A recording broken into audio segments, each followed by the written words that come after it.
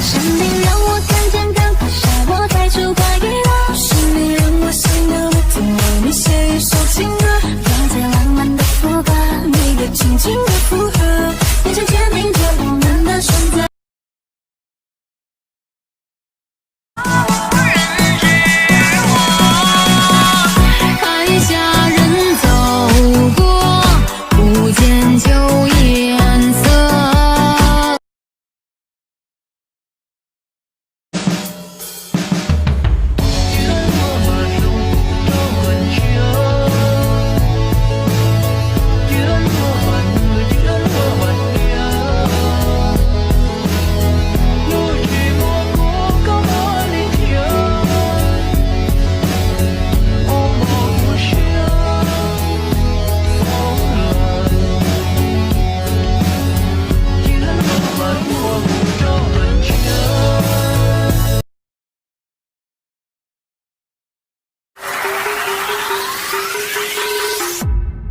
I don't know what you heard about me.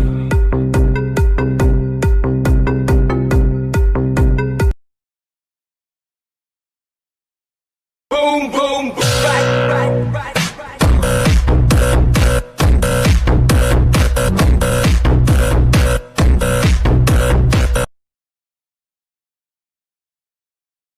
有起我心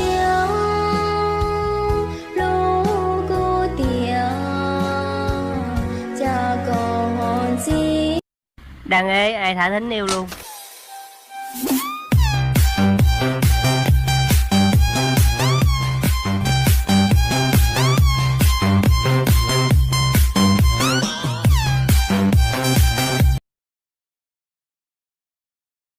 Con sau này lớn lên đó con muốn làm gì? Dạ làm đám cưới á. Ý là con muốn trở thành cái gì á? Trở thành cô dâu ạ. Không, ý là bây giờ con muốn lớn lên con đạt được cái điều gì? Đạt được chú rể ạ.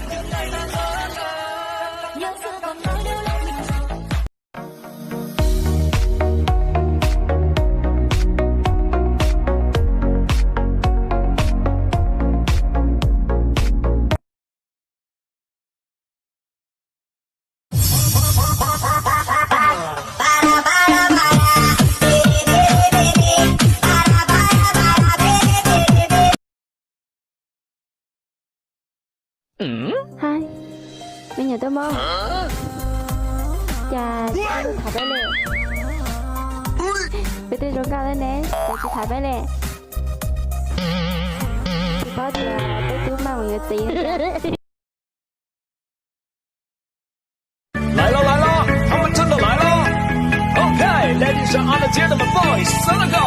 这个音乐叫做 Come on, let's go。Nungguin ya?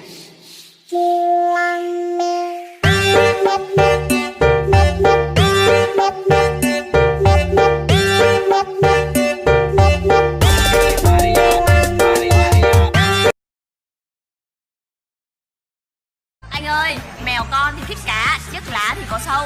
Anh đừng mê em quá, em chẳng thích anh đâu. Boom, boom, boom. Right.